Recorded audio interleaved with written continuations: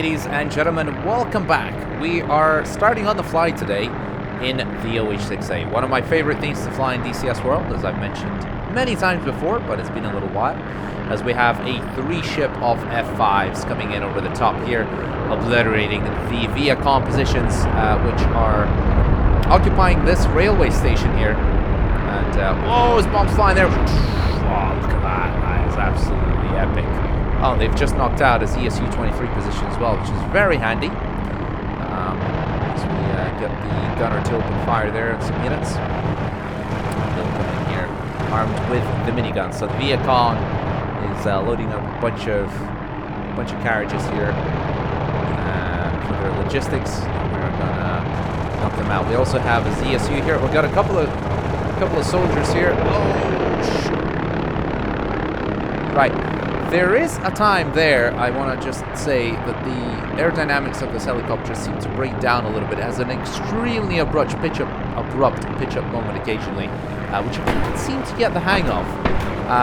It's like a very slight pull or a slight release on the stick on the cyclic results in very aggressive pitch-up sometimes in certain circumstances at speed. And I've never seen any other helicopter do that, so I'm just kind of slightly bewildered as to why. Right, I think there's a position there we gotta take out. Yeah, we need to take these guys out. This is bad. Come on! Good hits there, very good hits. Very good hits. What we got going on here?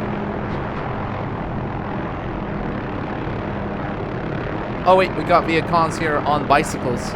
This is really cool. So basically, they can actually dismantle or dismount, become foot soldiers, which is just awesome. So let's see if we can come in down the street and attack these Viet Congs here.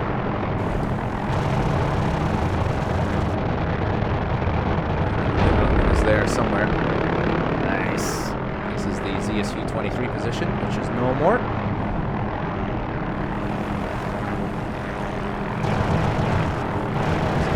Oh, what is this?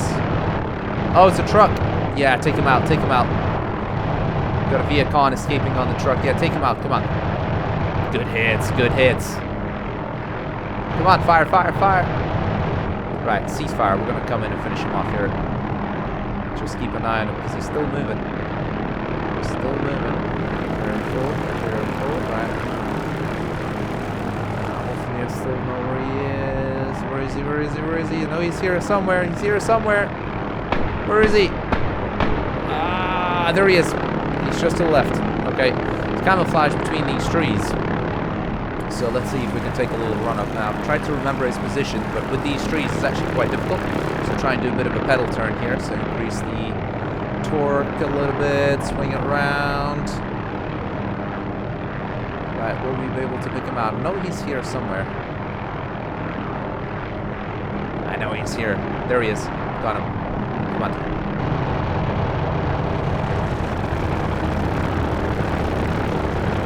Surely. Surely. Nope. Nope. Still nope. Still alive. Right. What else we got? He's mostly knocked out. Who's he firing at? Oh. Is there more guys on bicycles here? There might be more guys on bicycles. Is that right? I don't see anybody. I don't see anybody. Ah, yeah, he's dismounted. He's gone off the bike and he's become a foot soldier. I mean, how cool is that? 8-Ball, you sir, are just amazing. Well, so is Toby. They're both responsible for creating both the Vietnam assets pack and the OH-6, which, quite frankly, is bloody amazing. I mean, how fun is this? Such immersion. Right now, I don't remember where the hell he is. Where is he? Where is he? Where is he?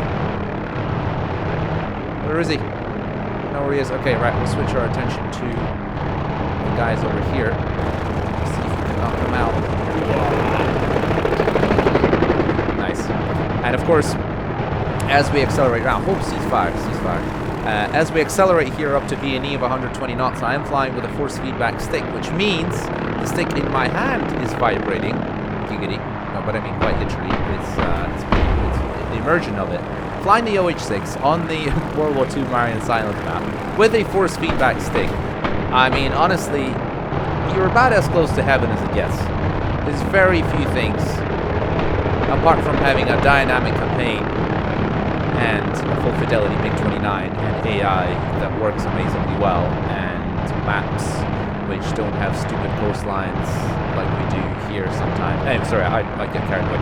Yeah, with the current version of DCS World, it's about as close as we get to heaven. Now, unfortunately, I was heartbroken to find out that I was absolutely heartbroken to find out that the AH-6 and the MH-6 is cancelled. So that is, of course, the Special Forces version. So those were some pretty good hits, although we have oversped the helicopter. Let's not crash as well. But the engineers can take a look at that. It was only about 10 knots over speed. Life and death situation, so you got to push it to the limits. We're just a little bit above the limits. Now the AH-6 MH-6 was supposed to be in DCS World as a mod, as a further development of the amazing OH-6A that we're flying here at the moment, and it would have been amazing because it would have fit every single map we have in DCS. Pretty much anything from the 80s onwards, it would have been just amazing. But unfortunately, good hits. But unfortunately, who's he firing at? Who's over there? Ceasefire. Oh, we got a Viet Cong over there. Yeah, okay, take him out. Take him out. Yeah, good job. Right, he's just behind the fence. I don't know if we can swing around here. Yeah, he's firing, but I think we should save ammo for something else. Let's try this truck.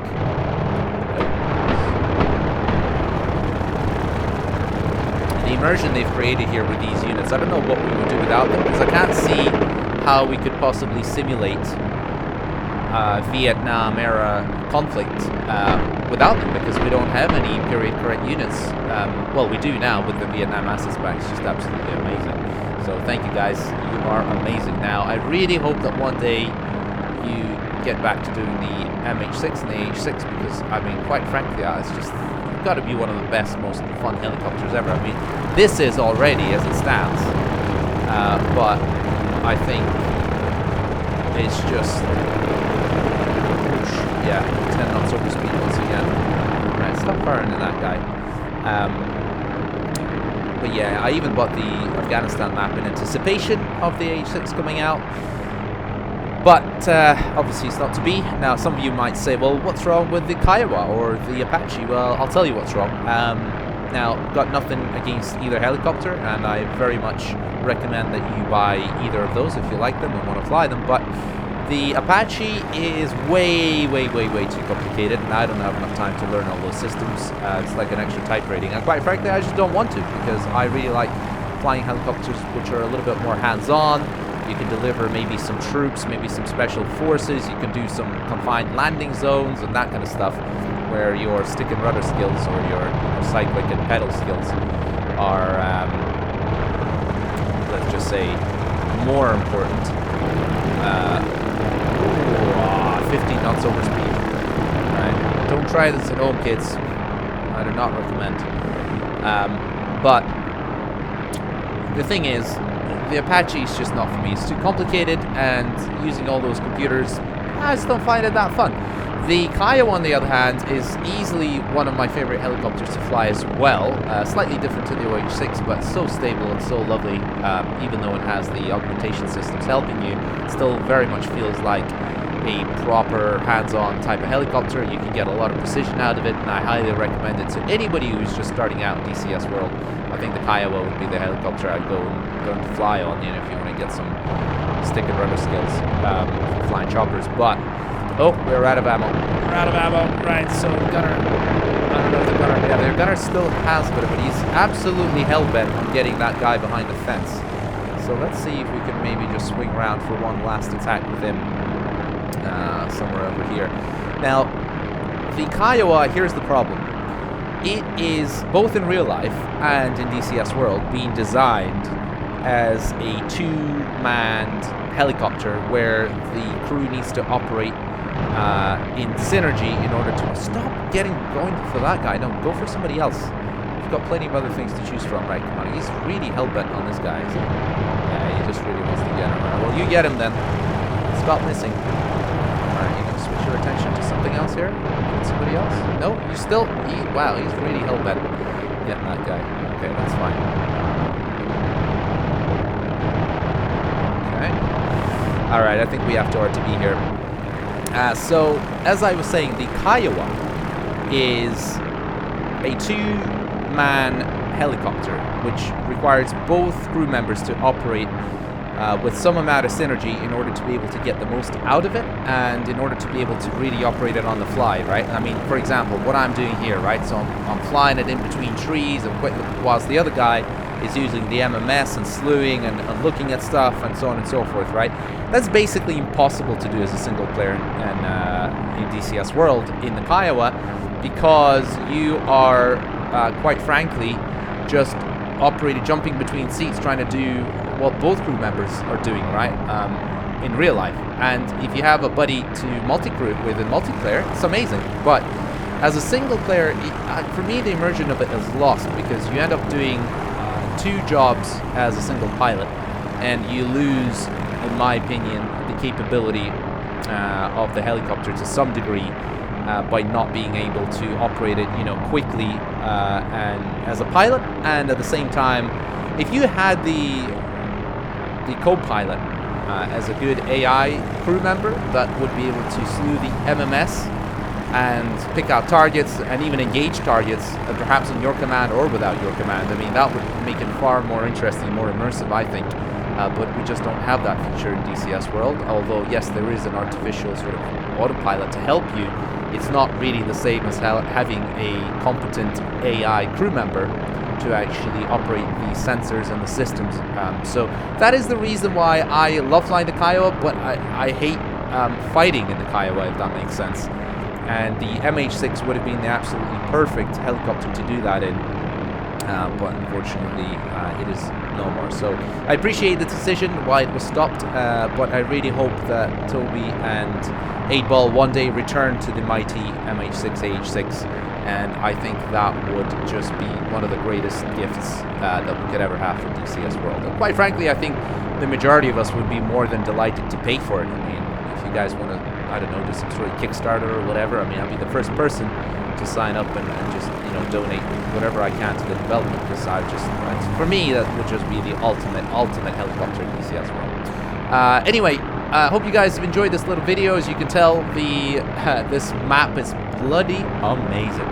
And it was quite funny because recently I did a video on IL-2 Korea, where a lot of IL-2 diehard fans told me, when I complained about the maps in IL-2, even though I believe it's a great franchise, but have complained about the IL-2, I have complained about the IL-2 maps, that they look terrible and old and they suck and they're dull and they're boring, and the IL-2 guys are telling me that maps in DCS World are just as bad, and I'm sorry, but I'm not feeling it. I'm just not feeling it. Look at it. This map is just phenomenal. I think this is a new level for DCS World as well, and of course soon to have the Pacific Theater of Operations here as well for World War II, which I'm keen to check out with a Hellcat and everything else that goes with it, of course. But yeah, look at the level of detail here. That's just ridiculous how good that is. It's just amazing. So flying the OH-6 here, pretending it's Vietnam, probably one of the most fun things to do in DCS World. For any Patreon supporters, I'll leave the mission out for you to try. Feel free to give it a go. So, thanks very much for watching this video. Smash the like button if you could. That'd be greatly appreciated. And hopefully I'll catch you in the next one. Adios.